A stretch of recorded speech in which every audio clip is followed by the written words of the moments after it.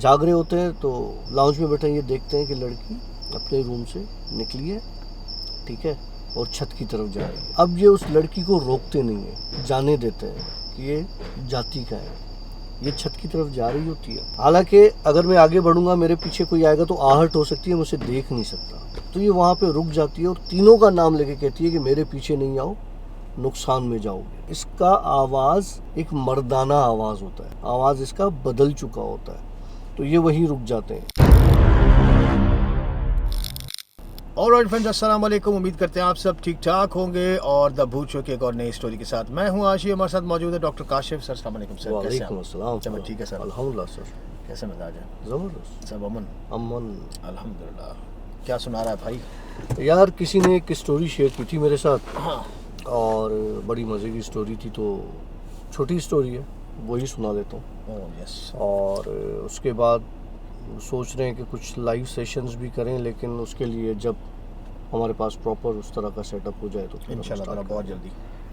जल्दी। स्टोरी है जनाब एक लड़की की, और यार मुझे ये समझ में नहीं आता। खैर ये तो एक नेचुरल चीज़ है कि अपोजिट सेक्स जो है वो अट्रैक्ट करता है। अगर लड़का है तो उसको लड़की अट्रैक्ट करेगी, लड़की है तो उसको अट्रैक्ट करेगा लड़का। ये तो एक फैक्ट है ना, ये तो एक रियलिटी है, इसको हम बदल नहीं सकते।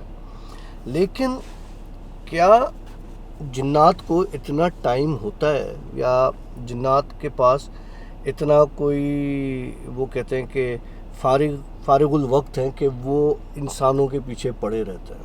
तो कभी कभी ये सोचता हूँ, लेकिन इसका जवाब बिल्कुल सिंपल है कि हम उनकी डायमेंशंस के नीचे रहते हैं, वो हमारे हमसे ऊंची डायमेंशंस पर है। उनकी डायमेंशन कुछ और है, हमारी कुछ और है। उनको हमारी दुनिया में आने में बड़ा मज़ा होता है, बड़ा मज़ा आता है। लाइक जैसे कि ये दुनिया, वो ये कहते हैं कि हमारी दुनिया, ये बात मैं काफ़ी मर्तबा कह चुका हूँ कि जिन्नात कहते हैं कि ये जो ज़मीन है ये उनकी ज़मीन है, ये उनकी दुनिया है। हम इंसानों ने उस पर कब्ज़ा किया है। कब्ज़ा तो नहीं कह सकते मैं, लेकिन वो ये कहते हैं कि हमने कब्ज़ा किया है, क्योंकि हज़रत आदम अलैहिस्सलाम के बनने के बाद जो है जिन्नात का ये सिलसिला काफ़ी स्ट्रॉन्ग हो गया था, क्योंकि शैतान खुद एक जिन्नात है, एक जिन है शैतान। तो जब वो मुनकर हो गया, जब उसने मना कर दिया सजदा करने से, तो खुली जंग का ऐलान कर दिया, खुली जंग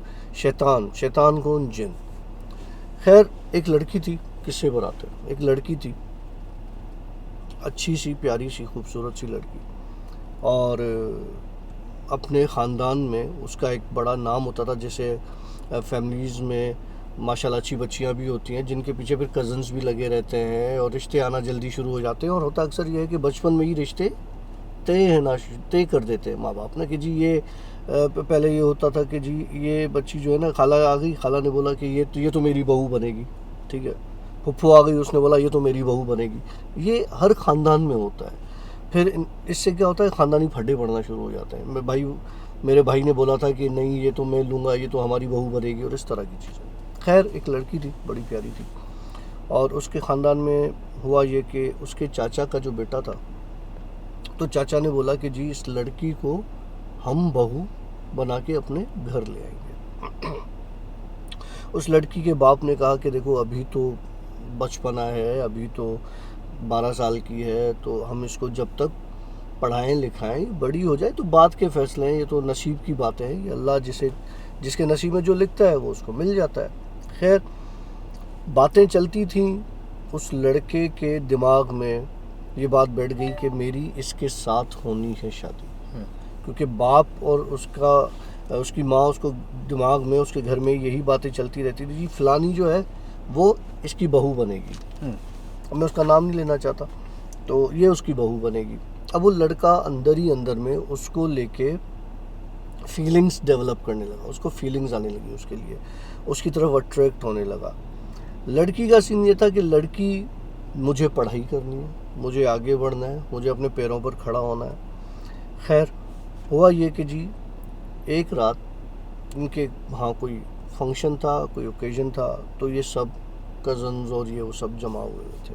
वहाँ पर ये लड़की भी चली गई। वहाँ पर इस लड़की की तबीयत रात को ख़राब हो गई अचानक। जब तबीयत ख़राब हुई, इसको बेहोशी का दौरा पड़ा और ये उस दावत में ज़मीन पर गिर गई। तो इसे उठा के हॉस्पिटल ले गए।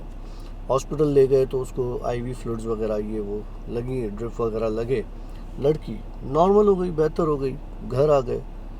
बात रफा दफा हो गई कि जी गर्मी हो सकती है और इस वजह से इसकी कोई तबीयत ऐसे बिगड़ गई। एक रात ये वाक़या हुआ। उसके चंद दिनों के बाद हुआ ये कि जी लड़की के साथ घर में ही अपने वही फिर एक बेहोशी का दौरा पड़ा और लड़की दोबारा घर पे गिर गई। अब घर पर उस वक्त लड़की का भाई मौजूद था, बाप मौजूद था, माँ मौजूद थी। तो उन्होंने क्या किया, उठाया और हॉस्पिटल लेके भागे। दोबारा वहाँ गए, उन्होंने ट्रीट किया तो लड़की कुछ बेहतर हुई, लेकिन उन्होंने कहा कि हमें लग रहा है कि इसके साथ कोई जहनी मसला है, कोई ऐसी कैफियत है, इसकी वजह से हम इसके टेस्ट वगैरह करवाएंगे, क्योंकि ये दूसरी बार हो चुका है और अब इसको हमने ऐसे नहीं छोड़ना, हमने इसको डायग्नोस करना है। तो उसके लिए ये टेस्ट होंगे, उन्होंने लिख के दिए और आप ये टेस्ट करवा लें, फिर ये हम देखेंगे, फिर न्यूरोलॉजिस्ट को दिखाएंगे या जो भी है। खैर, अब जाहिर सी बात है, बाप परेशान, उन्होंने टेस्ट वगैरह करवाए सारे। जब टेस्ट करवाए तो टेस्ट रिपोर्ट्स तकरीबन नॉर्मल थी। अब ऐसे में जब आपके टेस्ट रिपोर्ट्स नॉर्मल हों तो या तो उस वक्त आपका ब्लड शुगर्स इतने डाउन हो जाते हैं कि आपको गुनूद की आ जाती है, आप गिर जाते हो, या तो आपका ब्लड प्रेशर जो है वो डाउन हो जाए। दोनों चीज़ें नहीं थी, बराबर चल रही थी। खैर, अब इन्होंने कहा कि यार ये तो कोई और मसला लग रहा है। कोई और मसले से मुराद ये है कि इसको कोई स्ट्रेस है, कोई जिसकी वजह से ये इस तरह से करती है। और जब डॉक्टर को दिखाया तो डॉक्टर ने बोला जी आपका कोई फैमिली इशू लगता है हमें, आप अपना फैमिली इशू रिजॉल्व कर लें तो लड़की ठीक हो जाएगी, हमें ऐसा लगता है। खैर, ऐसा सच कोई इशू ना था नहीं, और इशू सिर्फ ये था कि जी उसकी शादी की बातें कभी कभी चलती थी, वो भी ऐसा इतना कोई बड़ा इशू नहीं था कि जिसे कहा जाए कि ये जो बहुत बड़ा इशू था।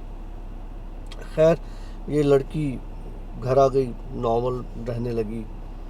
एक रात इस लड़की के दरवाजे, रूम के दरवाजे पे नॉक होता है। ये उठ के दरवाज़ा खोलती है तो उस वक्त दरवाजे के बाहर कोई भी मौजूद नहीं होता। तो ये समझती है कि यार मेरा वहम होगा, मुझे कहीं से ऐसे टक टुक की आवाज़ें आती रहती हैं तो मेरे कान बज रहे होंगे या कुछ इस तरह से। ये आके दोबारा फिर लेट जाती है अपने रूम में। थोड़ी देर के बाद वो नॉक थोड़ा और ज़ोर से होता है। वो इतना ज़ोर से होता है कि वो नोटिसेबल होता है कि बंदा समझ जाए कि ये नॉक हुआ है। ये उठ के जाके दरवाज़ा खोलती है तो देखती है इसका कज़न खड़ा हुआ है। कज़न कौन सा? जो इससे शादी की उम्मीद लगा के बैठा हुआ है। तो ये देख के उसे हैरान हो जाती है कि रात के इस वक्त इतना लेट, और उसे पूछती तुम इस वक्त क्या कर रहे हो यहाँ पर, कैसे आए? तो वो कहता है कि मैं तुमसे मिलने आया हूँ, मुझे तुमसे बात करनी है। तो ये डर जाती है, घबरा जाती है कि यार बाप भाई घर में, माँ मतलब ये इस तरह से कैसे आ गया? वो कहते जाओ जाओ जाओ भाई के पास जाओ, यहाँ नहीं आओ। ये क्या, दरवाज़ा उसको धक्का देके बंद कर देती है। जब दरवाज़ा बंद कर देती है उसके बाद वो नॉक इतनी ज़ोर से होता है कि ये डर जाती है कि मैं यार दरवाज़ा नहीं खोलूँगी तो बाहर जो बाप है भाई जाग जाएंगे, वो बोलेंगे कि भाई ये चल क्या रहा है, तुमने इसको बुलाया है, या कुछ इस तरह का कोई किस्सा। ये उठ के फिर दरवाज़ा खोलती है तो दरवाजे के पीछे कोई भी नहीं होता। अब ये डर के मारे भागती है कमरे से, जाके अपनी माँ के पास उसे माँ को जगाती है। माँ से कहती है कि अम्मी मेरे साथ चलो, कमरे में चल के सो, मुझे डर लग रहा है। माँ इसकी लाइट लेती है, वो समझती है कोई ऐसे ही डर रही होगी। लेकिन माँ को जब ये कमरे में ले आती है तो माँ को किस्सा बताती है कि माँ वो देखो ना, वो ये आया था और उसने पहले दरवाज़ा बजाया, फिर पता नहीं कहाँ छुप गया ताकि कोई देखे ना, फिर दोबारा उसने दरवाज़ा बजाया, मैंने दरवाज़ा खोला तो खड़ा था, मुझे कहने लगा कि तुमसे बात करनी है। मैं डर गई, मैंने धक्का दे के उसको दरवाज़ा बंद कर दिया। फिर तीसरी बार उसने नॉक किया, वो बहुत ज़ोर से नॉक किया, मैंने दरवाज़ा खोला तो कोई था नहीं, लगता है वो छुप गया कहीं पे ना। माँ को बड़ा गुस्सा आता है। माँ कहती कि ये क्या शराफत है हमारे घर में। माँ गुस्से में जाती है अपने शोहर को, उसके मतलब उठाती है उस लड़की के बाप को कि उठो, तुम्हारे भाई के बेटे ने ये हरकत की है। अब लड़की वाला घर, इज़्ज़त का मामला, तो लड़की का बाप समझाता है अपनी बेटी को भी और अपनी बीवी को कि देखो ये मामला ऐसे नहीं होते। अगर उसने ये हरकत की है, आया है घर में, अव्वल तो घर में आने का रास्ता कोई है नहीं, छत से वो आ नहीं सकता, ठीक है। बाहर का दरवाज़ा वो लॉक है, जब तक उसको कोई खोलेगा नहीं तो वो कैसे आएगा।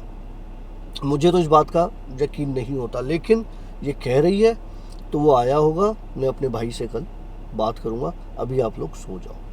खैर ये माँ इसके साथ सो जाती है और वो बंदा जाके अपने कमरे में सो जाता है। जब बंदा सो जाता है तो उस बंदे के कमरे पे नॉक होता है। ओके। जब ज़ोर से नॉक होता है तो ये समझता है कि वो चक्कर मेरी बेटी सही कह रही थी, कुछ है मसला।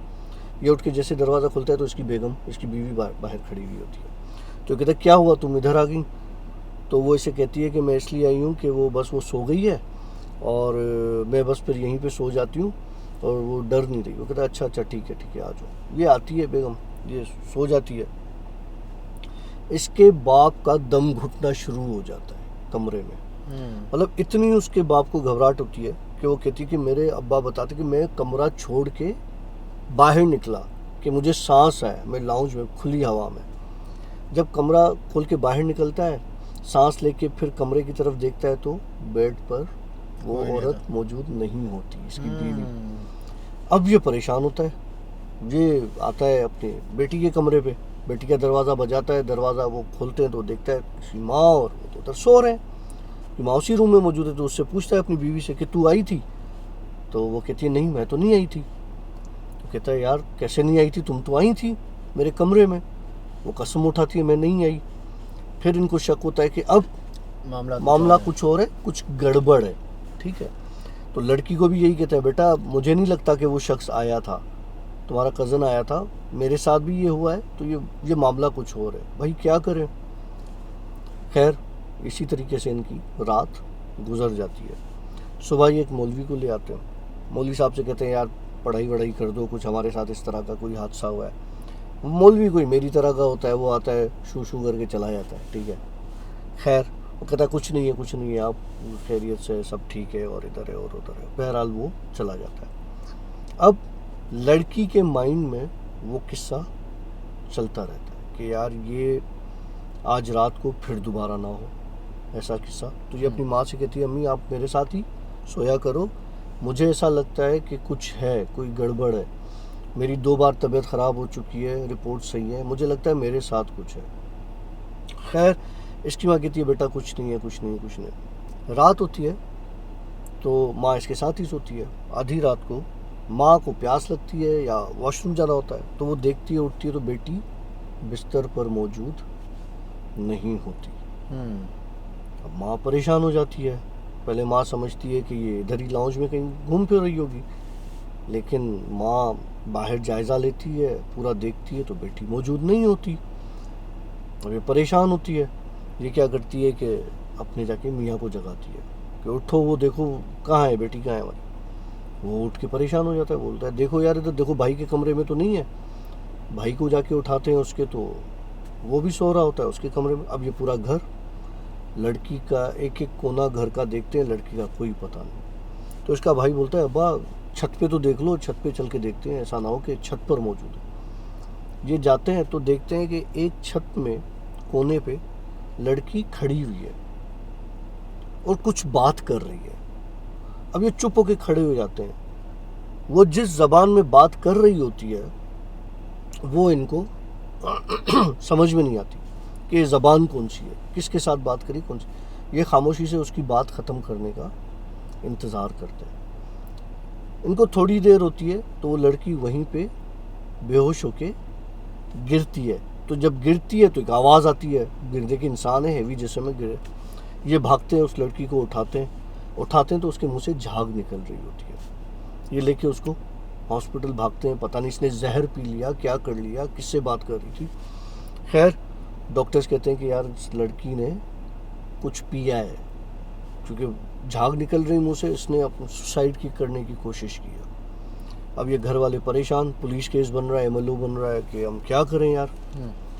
बहरहाल वो इसका स्टमक वॉश होता है, पुलिस आती है, उसको सारा समझाते हैं, दे दिला के मामला टाल देते हैं। लड़की को घर ले आते हैं। लड़की से पूछते हैं कि क्या हुआ था तुम्हें। तो नहीं मुझे तो कुछ नहीं पता, मैं तो जैसे सोई थी वैसे सोई थी, मेरी आँख खुली तो मैं हॉस्पिटल में थी।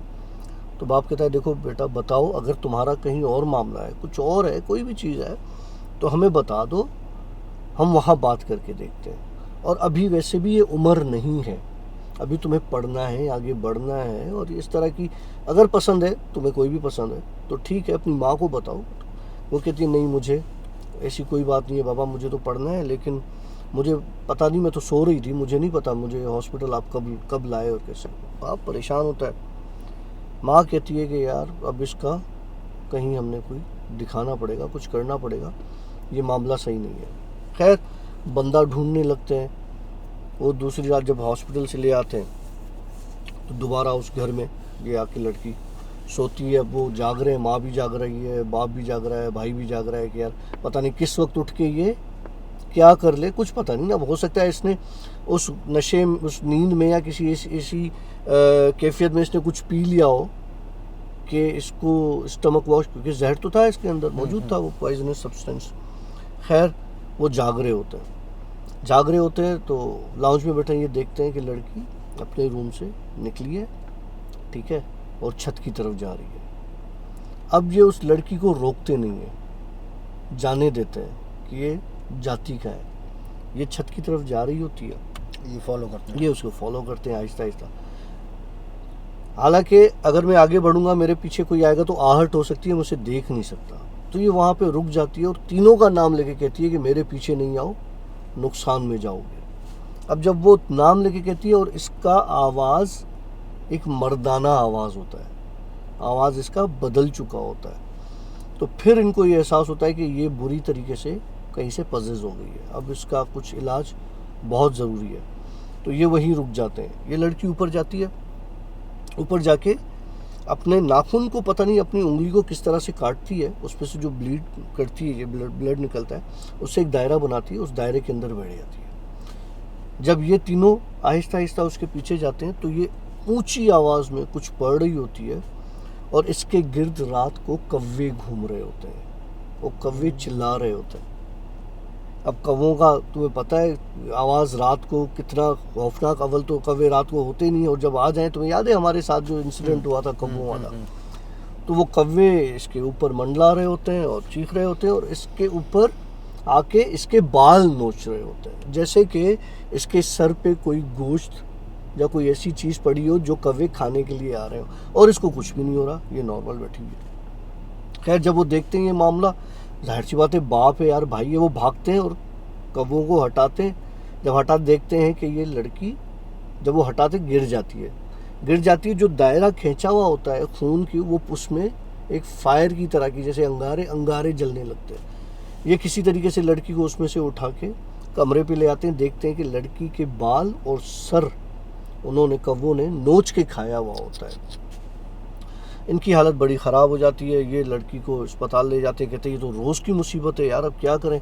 हॉस्पिटल में ही इसकी पट्टी वट्टी होती है सारे ज़ख्मों की, और इसको होश में लाने की कोशिश करते हैं। ये वहाँ पे इसको क्या करते हैं कि एडमिट कर देते हैं हॉस्पिटल में ही। अब जब हॉस्पिटल में ही एडमिट करते हैं तो इनके साथ और ज़्यादा लड़की के साथ वाक़यात शुरू हो जाते हैं। इसके हाथ पाँव बांध देते हैं, लड़की की ज़बान फिर जाती है, आँखें फिर जाती हैं, लड़की झटके फिट्स आना शुरू हो जाते हैं। फिर वहाँ पर एक आमिल को लाते हैं। तो आमिल जब आता है तो आमिल बताता है कि जी आपकी लड़की पर एक जिन जो है वो आशिक हो गया, और वो जिन कहता है कि या तो मैं इसको मार के अपने साथ ले जाऊंगा, ठीक है, या तो अगर मुझे नहीं मिली तो मैं इसको ऐसा पागल कर दूंगा कि किसी और को भी नहीं मिलेगी। तो आमिल उस जिन के साथ कुछ करता है, कोई बातें करता है। जिन नहीं मानता इस जिन को, वो कहता है ठीक है फिर एक काम करो, तुम इस लड़की को मार ही दो, क्योंकि मैं तुम्हें ये करने नहीं दूंगा, तुम्हारे साथ लेके जाने नहीं दूंगा, और इस लड़की की तबीयत नहीं ख़राब होने दूंगा। आमिल तावीज़ वावीज़ बनाता है, उस लड़की के हाथ में डालता है, गले में डालता है, सब कुछ करता है। खैर कुछ अरसे के लिए लड़की की तबीयत बेहतर हो जाती है। जब तबीयत बेहतर हो जाती है जनाब वो उसको घर ले आते हैं। इत्तेफाक की बात है कि जब इसको घर ले आते हैं तो इसका कज़न, उसको पता चल जाता है कि यार इसके साथ कुछ मसला है, कुछ अब ख़ानदान में बातें कहाँ रुकती हैं। वो इसकी तबीयत पूछने आता है। जब वो इसकी तबीयत पूछने आता है तो इस लड़की के साथ जो जिन होता है, जो इसके साथ अटैच होता है, वो उसके कज़न को उसी घर में टकराता है इस लड़की की शक्ल में अच्छा अच्छा। कि मैं तुझसे शादी करूंगी। अब उसको वो कर रहा है, मैं तुमसे शादी करूंगी, मुझे ये दिखाओ कि तुम मेरे साथ कितने सिंसियर हो, कितने सच्चे हो, तुम मेरे लिए क्या कर सकते हो। तो वो कहता है जो तुम बोलो मैं कर लूँगा। बोला अच्छा चलो मेरे साथ आओ। ये इसको छत पे ले जाती है। छत पे ले जाके जैसे ये बाउंड्री पट्टी बनी हुई होती है उसके ऊपर इसको बोलती है खड़े हो जाओ और नीचे छलांग मार दो। वो पागल का बच्चा खड़ा होता है और छलांग मार देता है। वो हाइट इतनी नहीं होती है, गिरता है, इसकी हड्डियाँ हड्डियाँ टूट जाती है हाथ पाँव की। खैर वो जब आते हैं नीचे गिरने की आवाज़ आती है तो सब भागते हैं तो देखते हैं तो गिरा हुआ है। बोले तू कहाँ से आया, तू कैसे गिरा। बोला मुझे इसने बोला था, मैं देखो उसको बताओगे। बोला वो तो गिरी पड़ी है, कमरे में बंधी हुई है, तुझसे कौन टकरा गया। उसकी तो हालत सही नहीं है, वो तो रूम में। तो ये भागता है, बोलता है मुझे शादी नहीं करनी इस लड़की के साथ। मतलब इसको हॉस्पिटल ले जाते हैं इसके माँ बाप, ये वो कहता है मुझे शादी नहीं करनी इसके साथ, कोई मामला आता है। खैर आमिल को बताते हैं, आमिल को कहते हैं कि हमारे घर पे वो रहता है और इस तरह से ये हादसा हुआ है। खैर फिर इस लड़की पे वो आमिल स्ट्रॉन्ग तावीज़ करता है, 1-2 बंदे और लाता है। कहते डॉक्टर काशिम मेरी 6 साल के बाद जब मेरी उम्र कोई 18 या 20 साल हुई तो मेरी उस जिन से जान छूटी। और मैंने उसको फिज़िकली देखा नहीं था वो किस तरह का था, लेकिन वो जब आता था तो मेरी कैफियत ऐसी होती थी, मेरी आंखों के सामने बिल्कुल अंधेरा हो जाता था, मुझे कुछ नज़र नहीं आता था, ऐसा लगता था मैं किसी अंधेरे कमरे में हूँ। तो मेरा रिश्ता आया फिर 20 सालों में।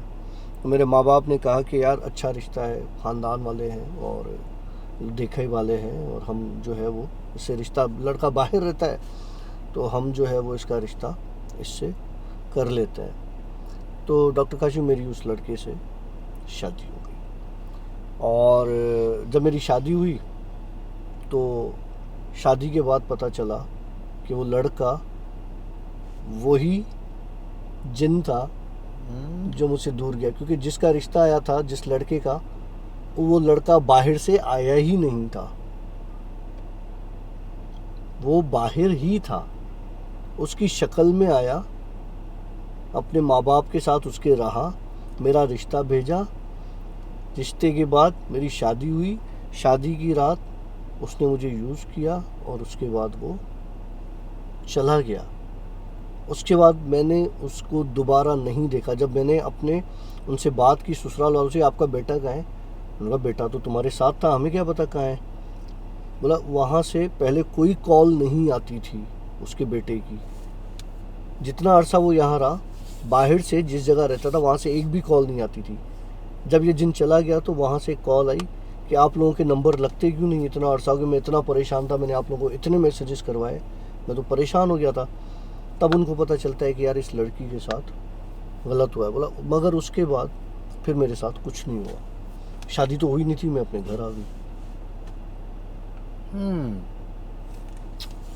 अब वो शादीशुदा है? नहीं, तुम्हारी अभी तक? कब आ गई। अच्छा ये जिन्नात का जो मैटर है जो शुरुआत में आपने बात बोली कि इंसान को जानबूझ के तंग करते हैं या क्या है बता दो, ये हकीकत है कि जानबूझ के करते हैं या कोई इनको उंगली करता है तो फिर ये तंग यार ज़रूरी नहीं कि आप उंगली करो यार। देखो कुछ लोग ऐसे भी होते हैं, तुमने वो शरारती बच्चे देखे, आप कुछ ना भी करो तो आपको तंग करके चले जाते हैं। आपकी गाड़ी खड़ी होगी स्क्रैच मार के चले जाएंगे। ऐसे बड़े लोग भी करते हैं, सिर्फ बच्चे नहीं, बड़े भी करते हैं खुन्नस में, फजूल में। आपकी कोई चीज़ पसंद नहीं है उसको, हाँ उसने हरकत कर दी तो वो तो उनमें भी यही चीज़ है। आप कुछ करो ना करो, उन्होंने आपको पिन करनी होगी, आपको करेंगे, नहीं करनी होगी, वो सालों से आपके साथ रह रहे होंगे, आपको कुछ नहीं करेंगे, आपको पता ही नहीं चलेगा। मेरी साली आई थी कुछ दिन पहले आई तो पहले पता नहीं क्या उसने बात बोली, एक आशी तुम्हारे घर में इस तरह है कुछ, तो जिनको हम छोड़ने चले थे। हाँ पहले उसने कुछ एक चीज़ बोली, मेरे का इसका वहम होगा। फिर दूसरी बार रूम से उठ के बाहर आके बैठी, कहने लगी कि यार यहाँ पर मुझे पॉटी की स्मेल आ रही है, पू की स्मेल आ रही है। मैंने कहा यहाँ पर तो ऐसा कुछ भी नहीं है, हमें तो कुछ नहीं है। हाँ मैंने कहा परली तरफ मेरे पास चूज़े रखे हैं, उसकी स्मेल हो सकता आती हो।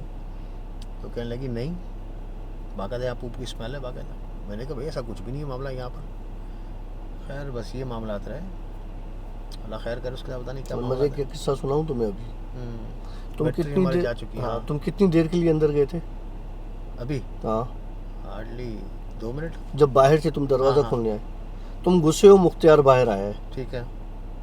उधर बाहर, जबकि मुख्तियार अंदर ही था। मुख्तियार ने मुझे आके कहा आशी खोल रहा है दरवाज़ा।